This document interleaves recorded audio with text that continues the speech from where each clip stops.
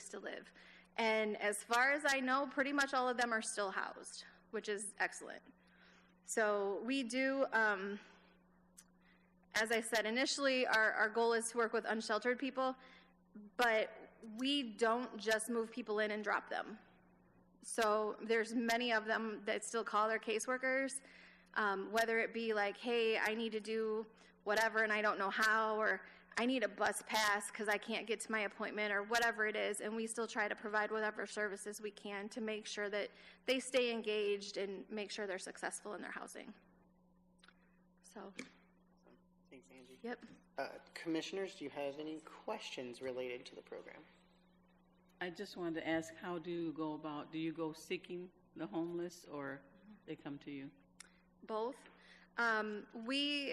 We have a pretty extensive homeless program anyway, and so most of the folks that we have placed into our programs are people that we found when we've been out doing street outreach. Okay. But they can definitely come into the office and find us that way as well. Everyone who's homeless kind of comes through a process in our agency, but we also know that not everybody's going to come to us. Right. So we try to make it as accessible as possible. So we definitely, tonight, just tonight, I can tell you at 8:30, I have a team of people going to be out doing outreach, so going out and looking for people, trying to make those connections. And then if we would find somebody who might meet the criteria for this program, they would tell the intake person in the morning, and we'd try to engage with them and see if they want to be part of it. Do you ever, there are several panhandlers. Uh-huh. Do you ever speak to those? My favorite topic is panhandlers. I'm kidding. We do. Okay. We talk to panhandlers pretty extensively if they're willing to talk to us. The ones who are actually really homeless, we talk to way more than the others. But yes, we definitely make it a point to go out and talk to them and see what's going on and kind of why they're out there, and what their needs are, and try to connect them with services if they're willing to do so. There was a panhandler by my house, and it was right by Burger King there on Bell School Road. Okay. And then like a month later, I saw him. He was working at Burger King. Oh, wow. Great. Yeah, so that was awesome. Good. Yeah, that is good. Any other questions, commissioners? I have a quick question. You probably covered this in the beginning, and I didn't note it, but the goal is to get people housed, right? That's one of the goals. Is there, in terms of stability through medication, or I guess I'm just asking, so what are the goals beyond housing? The goals beyond that would definitely be to get them connected with mental health services. I would love to see them all obviously get treatment, get placed on medications if that's appropriate, but unfortunately medication is not the goal for many of them. Right. And we can't force people to take medication, so that's definitely their personal choice. But if we can get them to do so, that's absolutely what we'd like to do. Or, some of the folks, we do have some folks that are addicts as well. So if we could get them some type of treatment, that would be our goal there as well. Mm-hmm. Beyond their refusal, what is your exclusionary criteria, like on the low end, if someone was interested? Is there any reason beyond their refusal that they wouldn't be able to qualify? Not really. They have to be mentally ill and unhoused. That's about it for us. We're pretty open to anybody. Your coverage area, how far does it go? So for this grant, it's Winnebago County. But our department serves Winnebago and Boone County for our other services, for just regular homeless services. So if someone is not visible, how do you find out about someone if the navigators who are out in the community, it must be different in downtown Rockford versus someone out in Boone County who's just visible. So we do outreach in Boone County as well, not as much. But we work with they have something like CCRT. What it's called? SOAR? Something. CORE. It's CORE. They have a program out there like CCRT. So we work with them quite a bit. And it seems like many of the homeless people, and like if you're talking about Belvedere, for example, they end up at the Oasis a lot, and we're like this with the manager. He calls us all the time. I've never talked to a restaurant manager so often, but they call us a lot. But yeah, we do have partner agencies out there as well, so people do call us still. Just kind of in general, we get tips from lots of different places, whether it be, you know, here in Rockford or out in the counties. But we have our homeless hotline, so people will call. Sometimes they call about panhandlers, or if they see people panhandling and they have children, especially, they'll call then. But we get all kinds of calls. So we get calls from just citizens. We get calls from businesses that see people out around their places. The police will call us and say, hey, we got this call. Do you know these people? Code enforcement, they're a big one. So we get calls from all over. You're welcome. Angie, as you know, we at the end of every year get a report to the mayor and to council. Yes. What, based on what you've shared with us, what is something that you want to make sure that we communicate back to council or to the mayor that would help you do your work? Eric, that's a tricky question.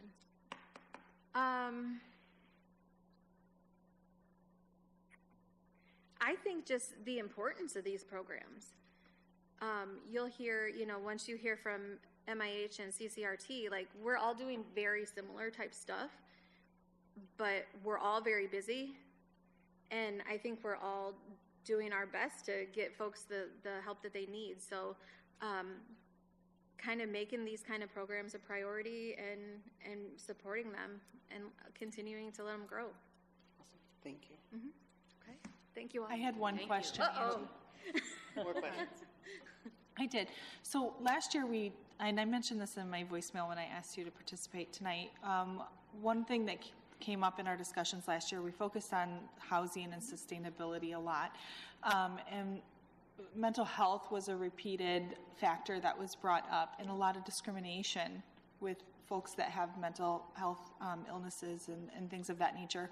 Do you have any particular recommendations or resources that you would recommend if people are facing that situation currently? Because in those discussions, that was a very prominent theme in some of the issues that people were facing in housing sustainability.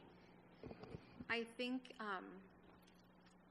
that's definitely very important, and I think that as evictions continue to grow and prices continue to go up and people are priced out of apartments, it's going to grow, unfortunately. I think, I don't have a good answer, but I think that working with anybody that can help you advocate, unfortunately, you know, there's a lot of folks that don't know how to advocate for themselves.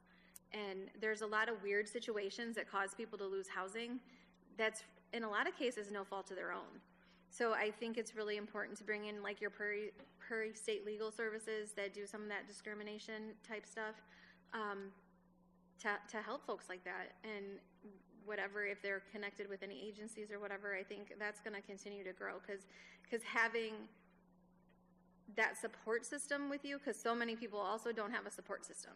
So having that piece in place, somebody that can help you through that stuff, I think that's huge. So, but that also goes to, like, the wraparound services and all of that many people need from these programs, and that's where a lot of funding is not at. There's a lot of programs that have, like, we have a lot of programs for rent, but they don't necessarily have those supportive service dollars to wrap around them and to help with that ongoing service that they need.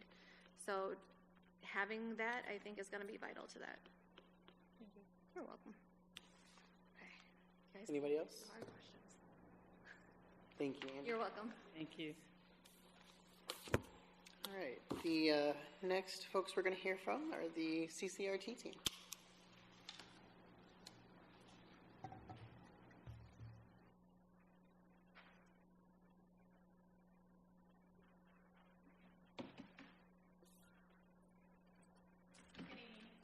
My name is Mary Trujillo. I'm the mental health program manager for the city of Rockford, and I provide administrative oversight and assistance to the crisis correspondence team or CCRT, and also MIH, MHP,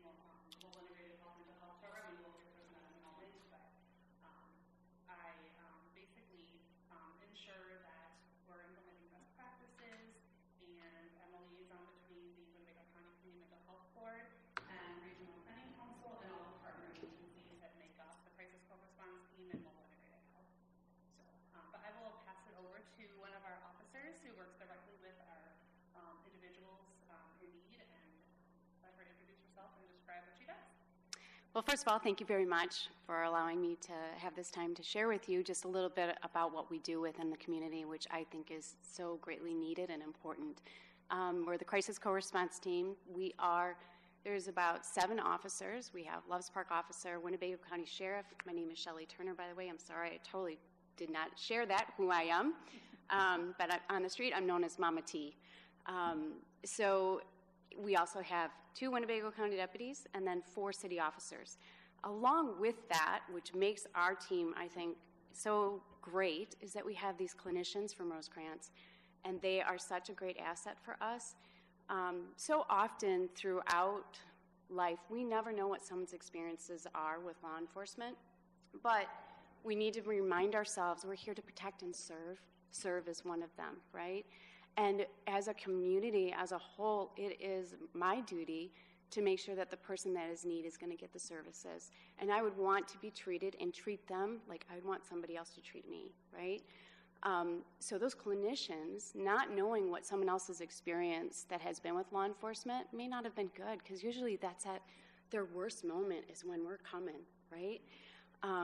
So it has helped repair and heal, and those clinicians have been able to, hey, if they don't want to talk to us, this is how I look when I go and do follow-ups and stuff.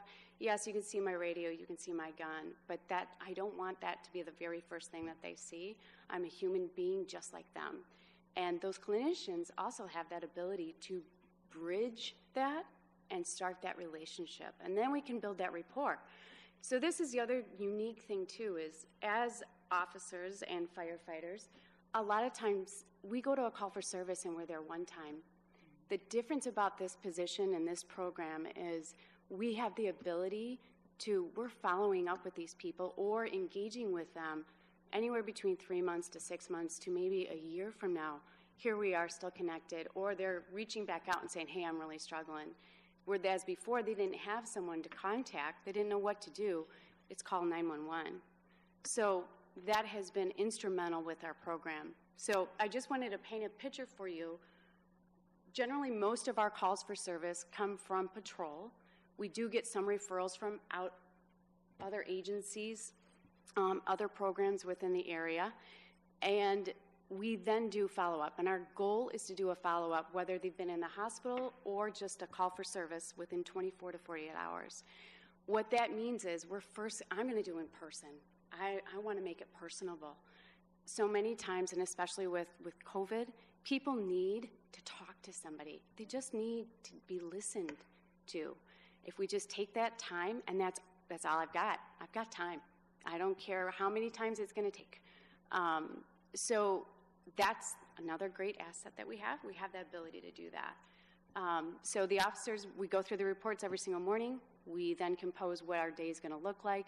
And we don't have as many clinicians as I would like, but we also have another great asset. We have a sergeant that can kind of facilitate some of the things that maybe patrol might try to sneak in and is asking us to do. And we're like, because follow-up care is so important as well. We're never going to get it done if we're going to be continuously doing other patrol duties, right? So the other great asset that we have is a nurse. And I can tell you, I'm going to tell you a couple success stories if that's okay with you guys.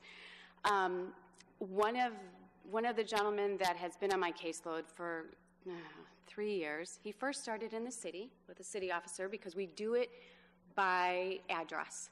So if it's a city address, a city officer then becomes responsible for that caseload. If it's a county address, then the county deputies and Loves Park officer then takes over. But sometimes people move. So this gentleman lived in the city, and then he moved to a county address, and been working with him. He is a client. He does have medical services, does have mental health services, was having injectables, was doing well, but then something changed. And I can tell you that there was a call for service, and he shot a deputy with a BB gun. And he actually did a short stint in prison. But during this whole entire process, we were able to continue while he's in prison, facilitate to make sure that he was able to get stabilized, stay on that medication, and then we had that warm handoff. When he was released, he then came back to us, and we were able to facilitate with the mental health providers, and then also our nurse has been going to his home and making sure that he's getting the medication that he needs so desperately to stabilize that. So that is a huge success story, that he is safe and the people around within our community are safe, and he's getting the help that he needs. The other success story is follow-up care. I find that vital. So we had a city officer and a clinician. That this clinician was a medic in the service, and so he had quick thinking, and they went to this follow-up when it was an overdose from the day before. And they go to the front porch, and what do they see? They see these two people that have overdosed, and they're not breathing. And so these two just went into action, found Narcan. They had Narcan, because city officers are not equipped with that. They found Narcan there on the porch, and they administered, and they both brought him back to life. Fire department came, and guess what? They both survived. They both also, they put themselves at risk because it was fentanyl. So then our officer and clinician then end up going to the hospital, and they get cleared, so everybody was good. But another great success story. And then they got to have the ability to then to say, hey, this is what happened, and this is what we saw. Because I think so many times people that struggle with substance, they don't understand how close they are to that when they're not going to come back. And when that happens, sometimes it's just like, oh my gosh, I got to make a change. I got to do something different. The other success story I will say is about substance. Some substance is, it's difficult in some regards. I'll share one of the barriers is insurance. It's really, really sad to say that when someone wants substance help, they want it now. And if they don't have the insurance, I have to tell that person, you have to call. You have to call every morning, see if there's a bed. Do you know how hard that is? That's extremely difficult. So I'm a fighter when I have somebody that is substance and they have to call for a bed. And I can tell you that Jason Relly, he has been fabulous with us in regards to he will do anything for our team and make it possible for those people that are on state aid or don't have medical insurance, private insurance. He has moved mountains for us. So one of the success stories is she's a veteran. She had for, I think, maybe 4 years, she struggled with just constant drinking. She didn't know where she was at. We're talking handles and handles of vodka a day. Again, there was a call for service, and our deputy and a clinician went out to the traveler, and they located her, and they called for medical. Medical came. If they would not have done that follow-up, would not have called for medical, she wouldn't be here today to share a story. I can tell you, yesterday we went to the VA. We did a presentation for them because it's great for us to collaborate with different agencies of how can we help, because veterans are another one that we come across in patrol, and they, for whatever reason, there's still a stigma and they don't want help, and they're okay. And we're trying to figure out how can we facilitate better in regards to that, so that if we come across somebody, maybe we aren't making it for them, but maybe someone from the VA can also help and just say, hey, this is, let us help you. So she shared her testimony yesterday, and I can tell you she's 2 years sober. It is amazing. Her testimony is just, it has so much worth and value to her, and to see her smile and shine, she's just a completely different person than she was 2 years ago.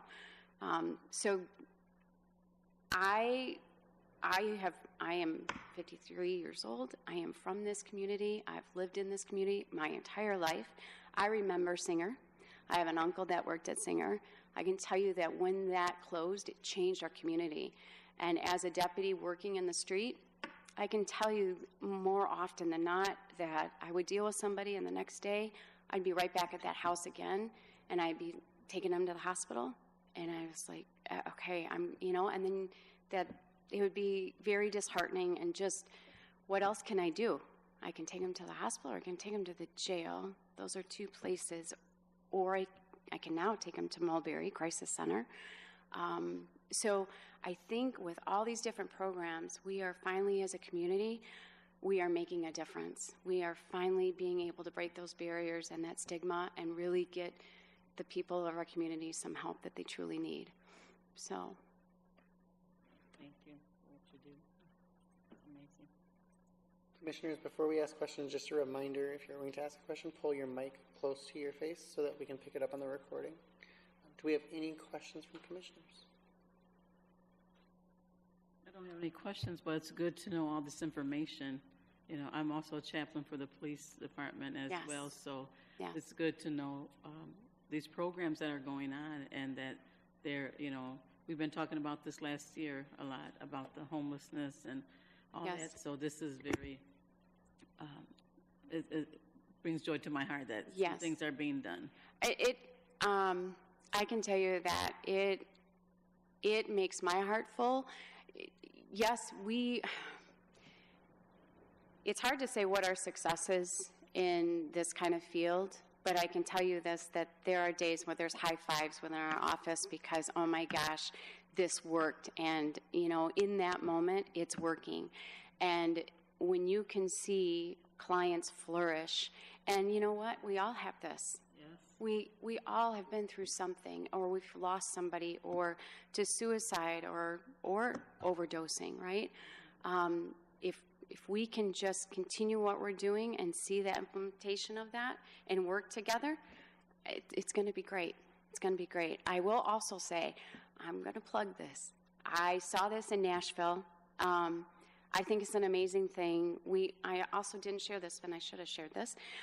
We also, with our team and Judge Gibbons, started the Wellness Track program. So anybody that has committed a misdemeanor crime within our community, and the state's attorney approves of it, we're all, and the public defenders, we're all in agreement with it, and MIH is great in this program as well.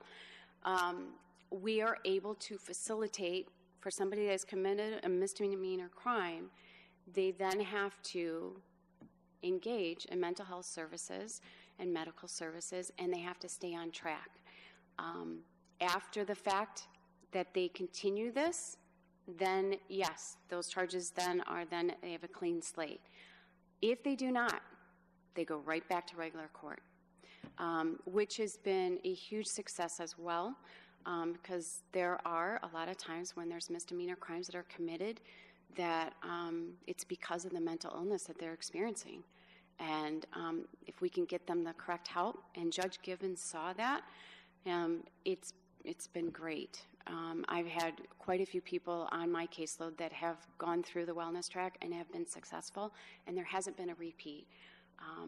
With our crisis team, the whole objective of this is to reduce the 911 calls that come in, and so that the police officers aren't responding to all these 911 calls, right?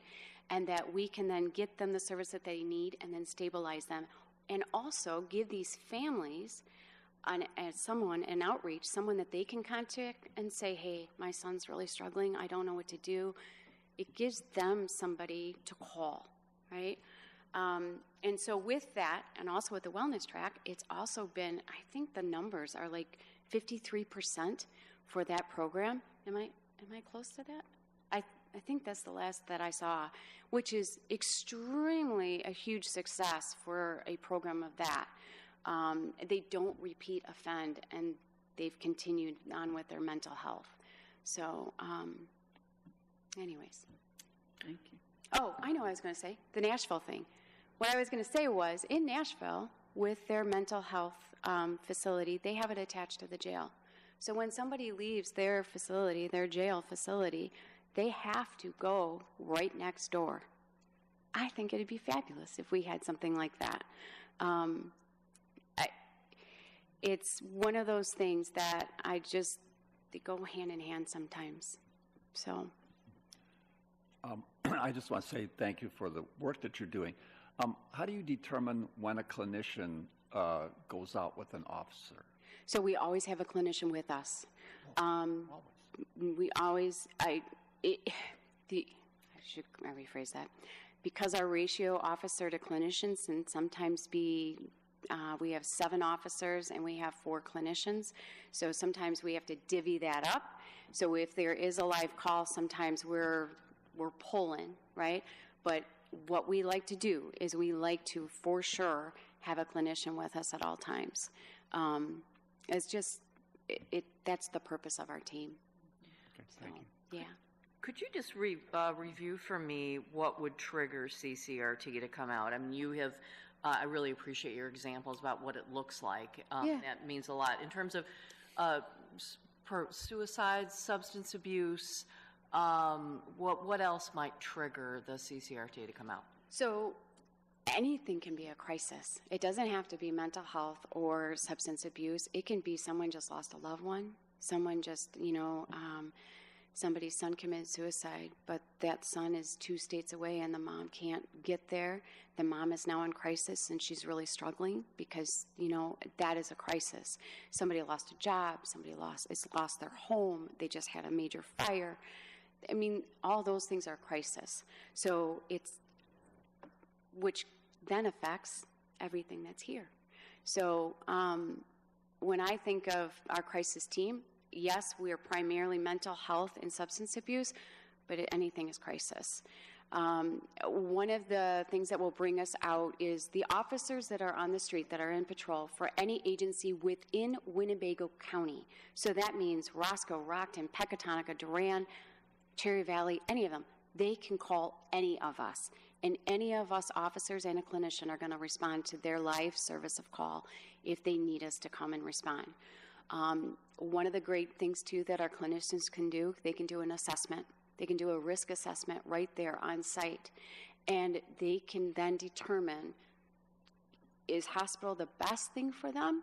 Or is it something that can we get them to an appointment the next day at LP Johnson? Can we get them into Rosecrans? Can we take them to the crisis center? I think there's going to be some great changes with the crisis center, if I'm not mistaken. So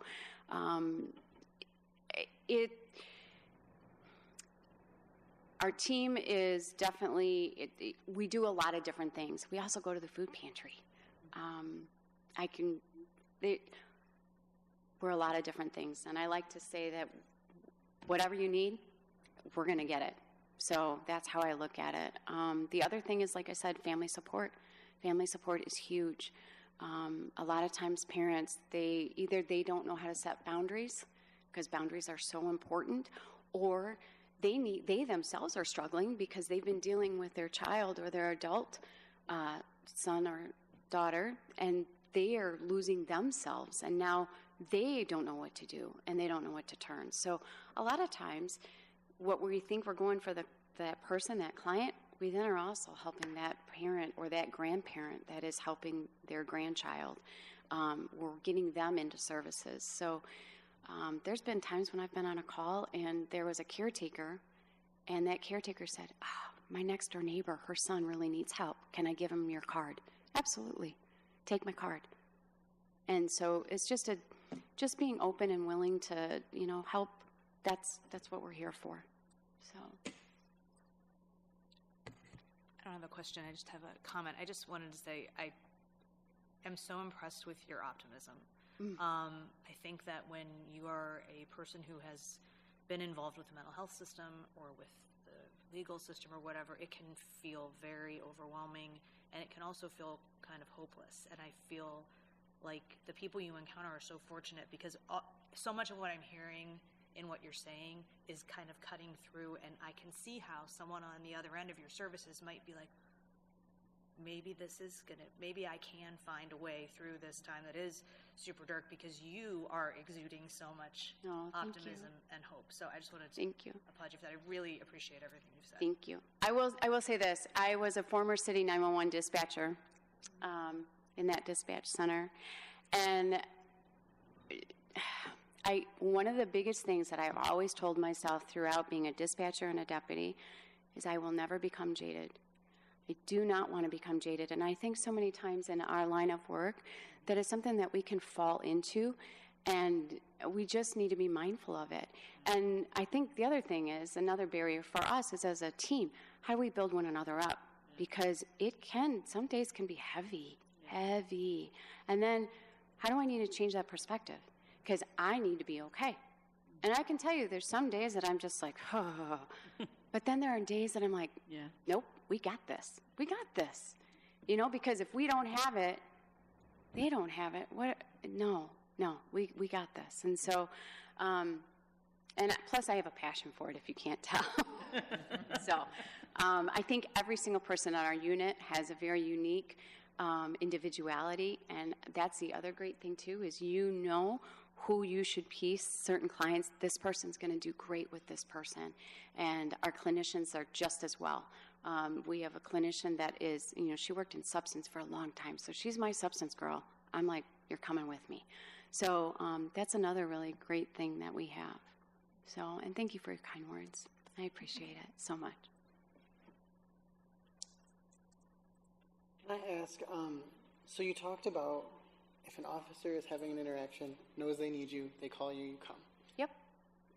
For the folks that might be listening to this, or folks that we're interacting with, are there things that someone, if they're calling the 911 center, for example, or having that interaction that they should be saying or acknowledging that would prompt making sure that you're there? Because I think in those moments, it might help them to know, like, I need to say this to an officer to make sure that you all come. So, I mean, there are, one of the things that I will say, and I have noticed recently, is that I always tell people, ask for us. Ask for CCRT to respond. Initially, we're going to have those patrol officers respond first because we need them to make the scene safe. Not saying that myself can't make a scene safe for my clinician, but I don't know what I'm walking into, and I don't want to do it alone. So we always have the patrol officers respond first, and then we'll come. There's been, I think so ask for us, ask for CCRT or MIH. The other thing is that they can just tell them, like, what they're struggling with, To me, that is, how long have they been feeling this way? How long have they not slept? Are they eating? Those are some key components because that changes the physiology of our body. If you haven't slept I know when I'm not sleeping good, I don't deal well. It changes things. So if somebody hasn't slept for 3 days, and are they really hearing what I'm saying, So that all makes a difference in those questions and getting those responses. So, yeah. Any other questions from the commission? Anything from city staff? All right. Thank you so much. Thank you so very much. I appreciate you guys. Thank you. All right. Last but not least, we'll bring up the mobile integrated healthcare program.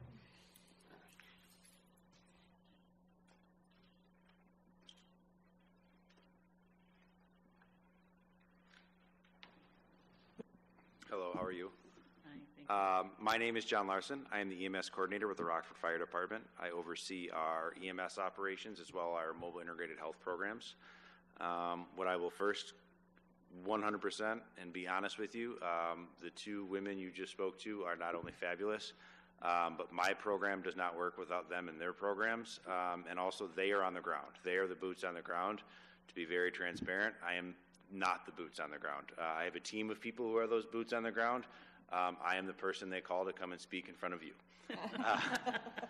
That being said, I could not be more proud of our community partners, but also our MIH teams that I'm very excited to kind of explain to you where we've been, where we are today, and where we want to move in the future. Okay? Please ask me as many questions as you want. You don't need to wait till the end. I talked to Michaela. This PowerPoint can be 2 hours long or 2 minutes long. I won't give you the 2-hour version, I promise. And I do have to apologize. Sometimes my PowerPoint and the city's PowerPoint don't gel. I don't usually use like a typewriter type writing, so I think that's a little bit on me. But some days it looks a lot cooler than this, but we'll gel through it. So just I'll kind of go over today our program mission and background, what that integrative team approach is that I'll kind of explain of the ins and outs of what we're doing and the different things that we do. as well, just give you some outcomes and numbers of what we did in the past year, and then kind of tell you what we're doing with technology and where we plan on going in the future. So I promise you I will not read off my slides directly, except for this slide. And the reason I say that, I didn't come up with the Rockford Fire Department's mission statement. The Rockford Fire Department has been around since 1881. We've had 11 fire chiefs. We'll have a 12th here in a month or so. But they've had a mission statement that even during our strategic planning processes, we haven't changed in decades. And I think that's fantastic. It's very direct in what we do and how we serve our community. But our mission statement for the mobile integrated health programs, we didn't have a place to start. And I'll kind of explain this shortly, but there's no rules in mobile integrated health in the United States of America. And I'm not saying that in a negative way. It's a very new idea. Community paramedics, just not only in the state of Illinois, but just the country in general, it's a very new thought process to how we're trying to reimagine not only the fire service, but public safety in general. So there's not this long list of, if you do this, you will do this. If you do this, you will do that. So I think it's really important to talk to not only the clinicians, but our community paramedics and our nurses and just the people doing the work, the boots on the ground. Tell me what your mission is. Tell me what your vision is, because I sit in an office that worries about MIH and our EMS responses, and if my ambulance broke down 3 hours ago, and how do I get another ambulance on the road? There's a lot of moving pieces to what we do, not only in the fire department, the police department, and all the city agencies, to where the people on the ground in our program got to make this mission statement. And so I think they had some help with some Grammarly and whatnot, but they came up with the idea. And I think it honestly speaks not only for our program and the department, but the people they are. So the City of Rockford's Mobile Integrated Mental Health Program's mission is to promote mental health, provide access to treatment, prevent substance abuse, and support the autonomy of individuals living with chronic disease, mental illness, and substance use by building positive relationships in the community. I will also be transparent. I helped them zero with that. They came up with it, and I think it's fantastic, because after I get done explaining to you what I think we do, I think it directly moves back to our mission.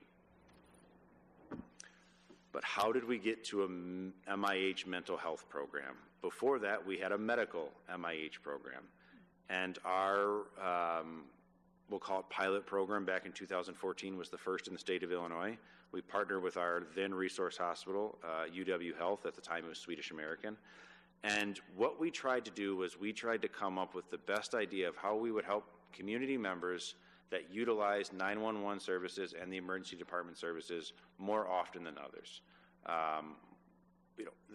There's a lot of terms out there, but somebody who, like that frequent user, is someone that we want to say, hey, what can we do to help you? Because you're using an ambulance as your transportation, you're using the emergency department as your primary care physician, and while we want to help you, I think there's much better resources for you than the ED waiting 12 hours, 8 hours, whatever it may be, to see somebody that you call your primary care physician that changes weekly. We wanted to come up with a better idea of how we could help individuals find resources, and when we started, we picked 12 patients. And if we were to do that again, we would completely do it way differently.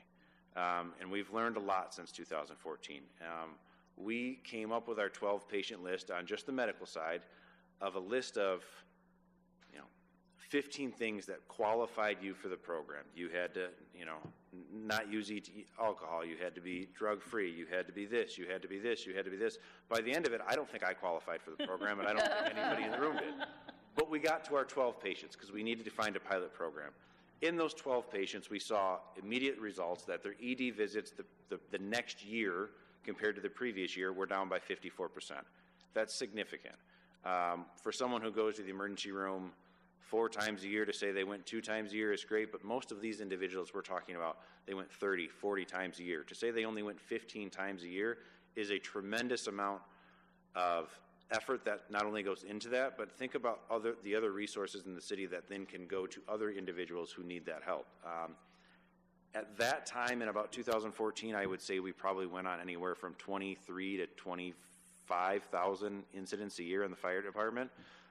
Currently, right now, the fire department, this year, we are on pace to go on over 35,000 incidents this year. We do that with 9 engines, 4 ladders, 8 ambulances, and 59 people a day.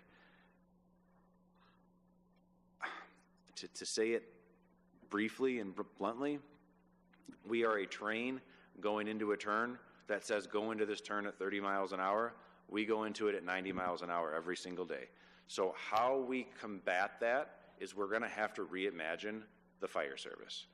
We are built in systems that were made decades ago. We, not just in 2014, but in 1980, the Rockford Fire Department had 11 fire stations. They had 8 engines and 5 ambulances and 59 people on duty. We have the same thing in 2025 at 35,000 incidents a year. The people that work in our organization, to me, is our best asset, is our people, and how they somehow efficiently can go from doing 10,000 calls a year or whatever it was to now 35,000 calls a year, and never missing a beat, never missing a call, and serving every community member that asks them to. It's fantastic. But eventually we get to the point, which I think we're about there, is we're going to go off the tracks on that turn. So what are we going to do? Things like MIH and different community liaison and partners and partnerships to find different ways to respond, because it may not just be the traditional way that we've done for decades.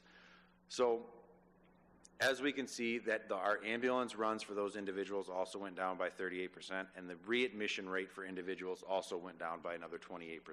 So we saw results immediately. So we continued with the program. But just on the medical side, we weren't thinking about mental health at this time. And what that MIH team is a Rockford Fire Department paramedic paired with either a UW Health nurse or caseworker. For our medical team, most of the time it's a caseworker, and I can get into the reasons of why that is a little bit later, but the majority of it is the individual needs resources, not necessarily on-scene care all the time, and much of that can be delivered by the paramedic, so the caseworker really plays a great role on the medical side.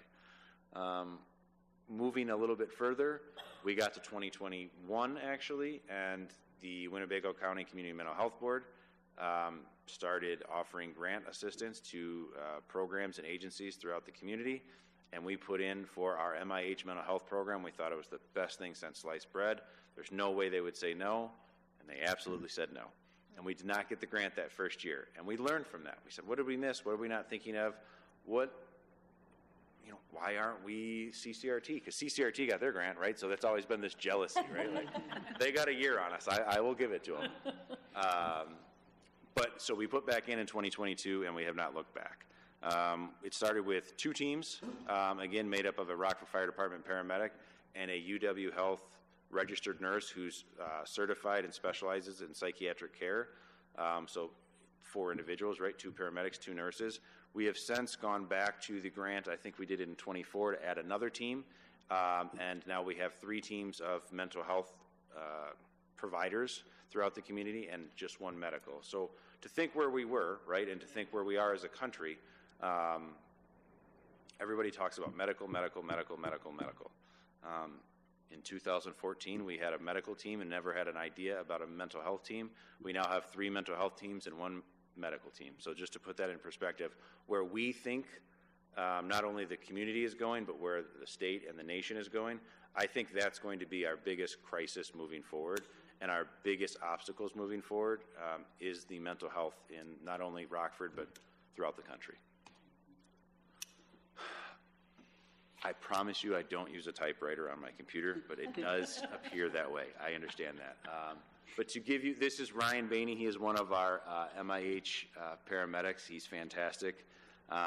So I don't give you the 2-hour version. I'm going to kind of keep going through some slides. But what we basically do is those 3 teams specialize in 3 different areas.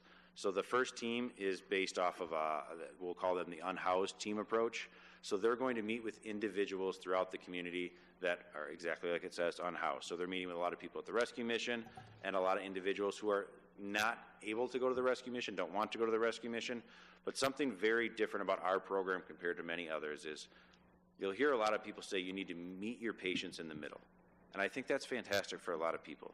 But the majority of patients that we deal with are unable to meet us in the middle. We have to meet them where they're at. And so sometimes where they're at is in their home, on their couch, on a nice sunny day. And sometimes where they're at is on a park bench on Tuesdays at 2 o'clock.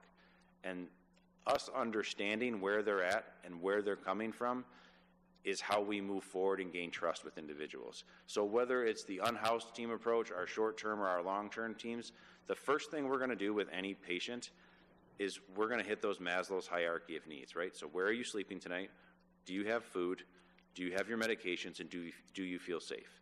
And most of the people we deal with, to be honest with you, healthcare has not worked for them in so many different facets. So our approach is not necessarily our approach, but us meeting them where they're at. No other healthcare provider does that for them. So it's a different light for them. It's a different approach to them. And once we gain their trust of, we got them food, we got them a place to stay, we took them to Walgreens and bought them their medications, because all of a sudden now, their day that had none of that figured out, the biggest priorities of their day are fixed in an hour. And now all of a sudden we've not only had that rapport and trust grown with the individual, but now they can start living, like I said, autonomously within the community just on some basic things, and now we can get them to different resources. Are those resources Rosecrans? Are they the Salvation Army? There's so many places that through Mary and through the MIH workers that we've gained in community partnerships. That's what I think we do best. We offer you resources. We are not going to make you better like this. Unfortunately, a schizophrenic patient is going to be a schizophrenic patient today, tomorrow, and 6 years down the road. But if we can help them navigate their illness and provide them those resources and where to go when things aren't good, or when things are good or just a little bit in the middle, it goes a mile and miles long of success in what not only one individual can have, but what their family can have. We have success stories where individuals hadn't seen their families in years, and now they have Christmas and Thanksgiving every year with them. That's what we want to do for people in the community. Our short-term approach, and I promise you, why I bring this PowerPoint, I have no idea. I never follow it. I ramble and ramble. That short-term approach, that's going to be the referrals that we receive, not only from our fire companies for people that they see often, especially in a mental health crisis, but also the emergency department at Swedes, at OSF, and Mercy. So while Swedes is who we partner with, while they are our resource hospital, we very much still include OSF and Mercy in these conversations. And we also see a lot of referrals coming from other agencies, whether it's the Rescue Mission, it could be Health and Human Services. CCRT and MIH kind of go back and forth. They'll throw each other patients who they think might work better with each other, depending on the individual's background. And that short term, a lot of the time, is substance use disorders. If somebody in the city of Rockford overdoses on an opioid, for instance, our goal is to be at their home within 24 to 48 hours, and we call it a knock and talk. We're going to knock on their door. A lot of the time, they're not home, but we're going to talk to mom. We're going to talk to grandma. We're going to talk to the brother, the sister. We're going to talk to the neighbor, because what we want to teach that family is not necessarily, hey, we really want to talk to so-and-so, here's a card. I hate just giving business cards out and leaving. We're going to give you Narcan. We're going to teach you how to use the Narcan, because I can tell the individual who struggles with substance abuse how to use Narcan, but they can't give it to themselves, right? So we're training family members and neighbors, and what we saw just in the first year of doing this program, we saw a 30% increase in Narcan being given before our EMS providers arrived. Just to think about that, when we went back to that 30%, over 90% of them were our MIH patients that we had those discussions with those family members. So to say that the short-term approach is working, I think, is an understatement.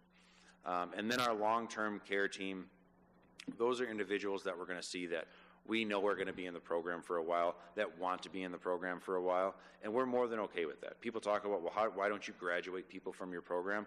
I said it earlier, someone with schizophrenia isn't going to not have schizophrenia in a week from now, 2 weeks from now, whatever it may be. We're here to hold hands, guide them along their path. And sometimes that's weekly, sometimes that's daily, but eventually we get to monthly and every other month, and we're just checking in, and sometimes we go back and regress, and we have to kind of change our thought process. But we have, I think last year we had 1,800 patient encounters. Some of those have been patients for years. But again, we're not just here to abandon you and say, okay, have a nice day, here's this business card, you graduated. We want to stay along with you. The van, I will tell you right now, we received this about a year and a half ago. The Winnebago County Community Mental Health Board allowed us to purchase it actually 3 years ago, but with supply chain issues and whatnot, our van didn't arrive until much later than we wanted. What this van can do for us, instead of somebody having, whether it's a mental health crisis or just they don't have a place to live and they meet with us at the rescue mission, whatever it may be, they can do this in private now. We can meet with them in that van. It's basically a small operating room in the back of this van. It's not far off from an ambulance, but we make it a little bit more, I'll say, comfy, and it's not so scary compared to what an ambulance would be. But some things that we do in the van compared to what we don't do in an ambulance. We have blankets, we have socks, we have granola bars, we have water, we have things that can help you, whether it's the summer or the winter, to let you go back again into the community, even if it's for a short term. What's going to make your day better today? We can do that in the van. I think down the line, we only have one van. We'll probably have 4 vans, and I can't wait to throw that budget across to city administrator, but I'm sure we'll start with the Winnebago County Community Mental Health Board first. But it is fantastic. We love it, and it just helps also kind of break that stigma. I think there's no doubt that we still have a stigma, not only in the community, but in the country as a whole, about mental health. Having that van goes a long way in saying, let's get some privacy, and we don't have to do this right on the street. Like I said last year, we saw over 2,200 patients in our, when I say program year 24, they've since now changed the name because everyone got confused. So now we're in program year 4, or going to 5. We're in program year 5 now. Just we finished up 4. It finished May 30th. Yes. 31st. And so program year 24 would have actually been program year 3, but numbers and math and me. But I can tell you that we had over 2,200 patient encounters in program year 3. We have a 99% patient satisfaction rating. I will tell you something that I've learned in this position, because when you do grants, you need metrics, you need numbers, you need outcomes, you need results. I really wasn't understanding to what surveys were until someone looked me dead in the eye and said, like, have you ever talked to Comcast on the phone after that with that survey? I said, no, I've hung up every time. Like, what makes you think someone in a mental health crisis is going to take your survey? I was like, yeah, I get it. I totally understand. So we got a little bit creative in how we do those surveys. We have QR codes on the back of business cards. We have an iPad that we carry around that has that. They can do it right there, and we flip the iPad and they can do whatever they want. We can send it in a text message, because originally we were sending it by U.S. mail, and we got 0 surveys back. We now get a very good amount of surveys back. We not only send them to patients, but we send them to their families as well. We don't do them for every encounter, but we'll probably, especially a long-term patient, we'll send it quarterly or every other quarter, whatever it may be, but 99%. Sometimes I think also because the survey is not necessarily confusing because we've changed that, but I've never really seen a bad survey, to be completely honest with you. And that's not me and how I develop a survey. That's not me and anything that I do and sit up here and say to you.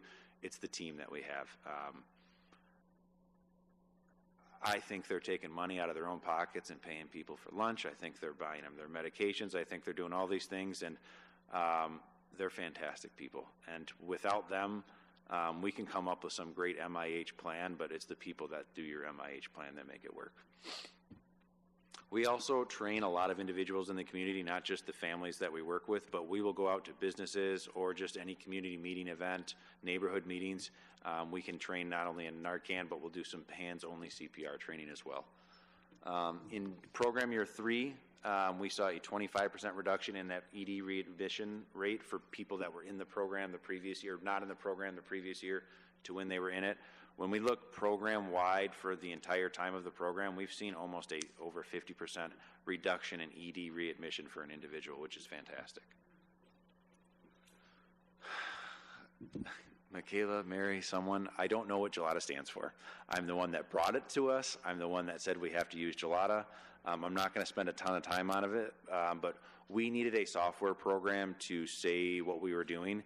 We were originally using the same program that our EMS providers were using on the ambulance, So a mental health visit was no different than a cardiac arrest or a stroke or a significant traffic accident, and it wasn't capturing data and doing what we wanted to do. It also wasn't able to communicate with community partners. So what Gelada can do for me is, if I have a patient that's in our program, if they're transported to the hospital tonight at 2 o'clock in the morning, their MIH clinician will get a reminder on their phone that, hey, so-and-so was just transported to the hospital, you might want to check in on it in the morning.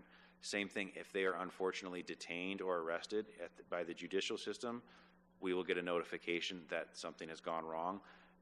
It's very privacy sensitive, right? I may not know every reason of why they were transported to the hospital or why they may be detained, but we're going to know something's up, and this is maybe why they're not at their appointment tomorrow.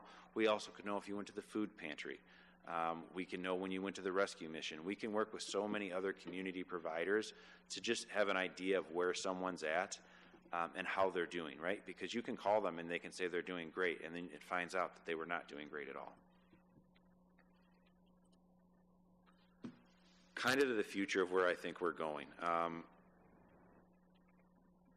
35,000 calls a year is a lot, but that's just what the fire department's doing. So our 911 center is taking about 245,000 calls a year.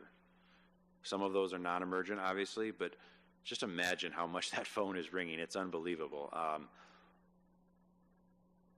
Having the ability to not just send that call to either police or fire every time is what the future looks like. And I can tell you that our previous leadership in Chief Pankow and before her Chief Bergston, they set us up on this mountain of success to where we're going to have the ability to do that, and we are like right at the top of the crest of that peak, and we are just about to go over the top. And so in a very short instance, you will start now seeing if someone calls for something that may not be an emergency, instead of sending an ambulance or a fire truck, we will be able to send MIH, we can send CCRT, and we kind of already have that right now. But what we can also do is we've hired 3 911 triage nurses from UW Health that will now be in our 911 center, and those calls can be sent to them because it may just be as simple as they need their primary care physician to meet with them next week, and they can set that appointment up. Maybe they need to go to the immediate care Crusader, they can set that up immediately. We could even get to a point to where we're doing telehealth appointments in our 911 center with that individual. We have also partnered with, through Region 1 and the Winnebago County Community Mental Health Board, a program called Kaizen Health. To make it really easily explained, they're a logistics company that handles rideshare programs. So they have Uber, they have Lyft, and they have 54 other programs that they can provide a ride for somebody. So maybe this individual doesn't need an ambulance, maybe they don't need a 911 response, maybe they need that ride to Walgreens to get their medications. Our 911 triage nurse can then take that call, set it up with a logistics company, whether it's for 5 minutes from now or 5 days from now, and have transportation set up for that individual. We're going to have to reimagine, again, public safety, the fire service, and how we respond, because we just don't have the bandwidth to do it. We can throw more fire stations, more fire trucks, more people at this, but it's not going to bring down the call volume. It's going to keep happening. So we're going to have to, again, refocus, reimagine on how we do it, and I think we're headed up that mountain. I'm really excited to see where that goes. And just, this is a little bit of what that call-taking software looks like. It's called Pro QA and Priority Dispatch. And again, it just gives us a little bit more, just send the fire truck and send the ambulance. So what's next for us? I think I kind of explained the reimagination of where we move from here. But I think it's a community and a fire department that, you know, I think the Rockford Fire Department, I mean, we are the busiest fire department in the state of Illinois outside of the city of Chicago. We are also the largest. And I will tell you that I think we fight fire better than anybody else. Now, that comes from a guy that now, I mean, I have a 17 and an 18-year-old and a 4-year-old. My 4-year-old thinks that her father is the best fireman in the world, and my 17 and 18-year-old laugh at her and say, like, he drives around a white car now and hasn't seen a fire in God knows how long. But I do believe that. I think we fight fire better than anybody in the world. I think we EMS better than anybody in the country as well. With that being said, I don't think the next decade of concerns that the fire department and the police department and just our community partners in general, health and human services, I don't think the concern is going to be fires and cardiac arrests and strokes. It's going to be mental health. And so now is the time to prepare for that. And I think the city of Rockford, and especially the Rockford Fire Department and the Rockford Police Department, is more than engaged and prepared than I would say 99% of the rest of the country when it comes to these kind of ideas and thoughts. So with that, I know I ramble, so it's all up to you now. Any questions? I appreciate all the information because when we're out in the community and things like that, we could even direct people. So I really appreciate that, and now I know why you're the spokesman of the. Thank you.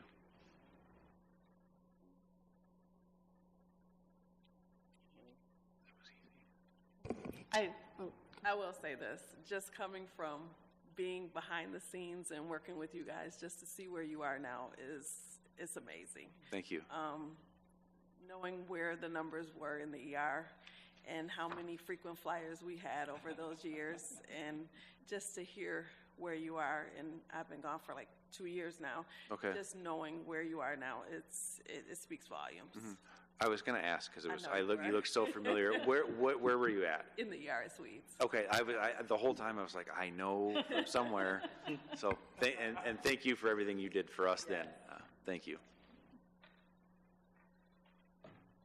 Just working in the criminal justice system, I see a lot of mental health that it's very concerning. It's a real crisis in our community. Excuse me. So thank you for all that you do, because working in the courthouse, I see quite a lot of incidents that are mental health related. Yeah. I will say that especially our mental health side of our program, that's not possible without the Winnebago County Community Mental Health Board, but what I'm really saying is that's not possible without the citizens in this county. They voted for it now twice, overwhelmingly in favor of this, and I think it's no doubt that we see the need for it, but to have so many individuals, no matter what side of the aisle they're on, to vote for this is a fantastic feeling that we take as a big responsibility to then show up and make sure we support. Any other questions, commissioners? City staff, anything? I just had one question. Is there any existing barriers or concerns that you guys have right now in your programming for the future? I know a while back there was the nurses and the paramedics, they were meeting them and they were buying the pizza out of their own pocket. Mm-hmm. So one of the things that we worked with is we got a budget line item with the mental health board approved to give funds to those individuals working in the field to be able to, instead of pulling it out of their own pocket, now they have funds from the grant to be able to do that. That was one barrier. Is there anything else right now that we could, again, bring up to city leadership, or anything that you're currently experiencing? To be honest with you, and please don't take this negatively, mental health in general has so many barriers. Like for anyone to sit up here and say that it's just one thing, or if we just had this one thing, there are dozens and dozens of barriers in mental health. The majority of the time when I say that, the people I say it to are the furthest thing from those barriers, and I assume that's including yourselves. What we need to do in not only our community but the country is we need to find a way to there's just not places for people to go, right? We often talk about in the city of Rockford about Singer closing. That was huge, don't get me wrong, but we would be, if Singer never closed, we would still be having pretty similar conversations of they don't have enough beds and what do we do now? Rosecrans can only handle so much. The Salvation Army can only handle so much. The Rescue Mission can only handle so much. I don't think there's enough providers. I don't think there's enough resources. There's not enough MIH. There's not enough CCRT. So what do? I think we have to be honest with ourselves, and I think it's difficult to do that when we say that our biggest next steps over the next decade are going to be mental health. I don't think they're going to be what we were concerned about 2 decades ago. I don't think 2 decades ago we ever would have imagined what we're dealing with today. We love to say, oh, this generation, they're this, or this generation, they're that. Like, I'll be the first to tell you, like, I mean, I have a 17 and 18-year-old and a 4-year-old, and we don't need to get into that discussion of how that works. But, you know, when I was in high school, I went to Guilford High School. When I was in high school, I'm born and raised here, I could have never imagined a Rockford that had a city market and a stroll-on state and a BMO center like it is and a Coronado. You know, when I was in high school, all of East State Street and Main Street was boarded up. Right? I mean, we live in a much better and different Rockford today, and I'm proud of that. But at the same time, what else have we not grown? We haven't grown our mental health services. It's more difficult for this current generation to leave college and be able to be a provider for the community that they grew up in. I think we have to have a little pride in saying, what can we do about that? And I don't know if it's an educational thing. I don't know if it's a community thing. I don't have those answers, but we need more providers. We need more resources. Thank you. All right, Commissioners, if there's no other questions, we'll let our friends go and move on to the next thing on our agenda. Thank you all very much. Thank you. Very much. All right, moving to the next item on our agenda. For those who were not here at the last meeting, Alderman Bell joined us and was talking a little bit about some meetings that he had around food insecurity. So we wanted to open this space up in this meeting. We're looking at potentially doing a food insecurity panel in November. Are there folks that you would like to hear from in November?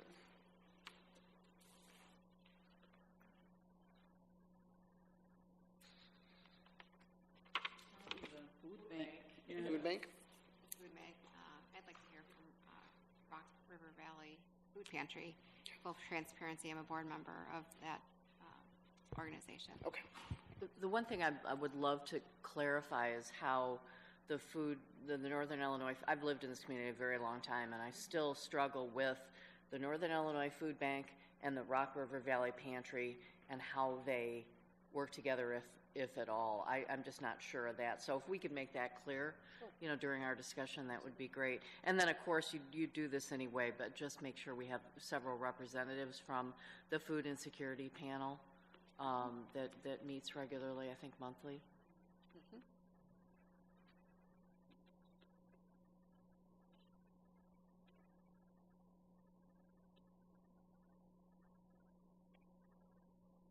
I didn't hear all the recommendations. I have food, because I'll be working with Eric to help with this.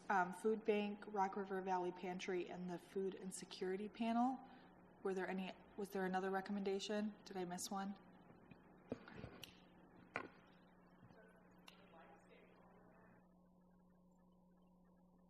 They still provide food services, right? Yeah.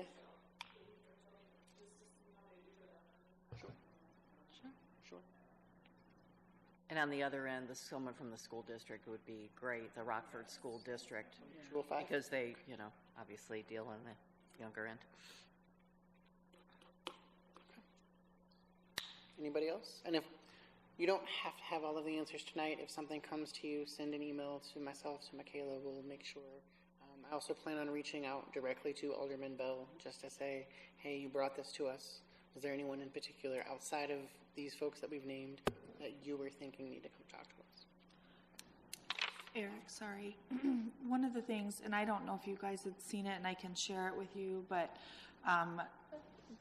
the food insecurity is grocery stores on the west side and things of that nature. So if you have any ideas, I mean, it could even be looking at, do we need to bring developers in? What does that look like to make sure that there are those resources on the west side of the river? So that's something to think about too. Again, this is going to be November, so we have a little bit of time. But if you guys can think of anybody, I'd like to have a really great panel for you guys, because that'll be kind of our last session to wind down for the year and to make our formal recommendations to city leadership on what we'd like to see. I can follow up as well, but I do have a question, and I know they cover this in the panel. We're surrounded in the greater Northern Illinois area by farmers who are producing a lot of food that, unfortunately, our network right now of getting that fresh produce to people who are hungry is pretty weak. Again, that's, my understanding of it. So if we can cover that somehow, I don't know if somebody from the pantry can do that, or maybe somebody from that panel could direct us to a farmer or someone. Yeah. I also recommend, just because you're reminding me, Farmers Rising organization. Yeah, right. Farmers Rising. Farmers Rising. Those were all some great suggestions to get us started, and we'll bring you a robust panel for that discussion. The next thing on our agenda, this just for new commissioners, we always have a space for commissioners' reports.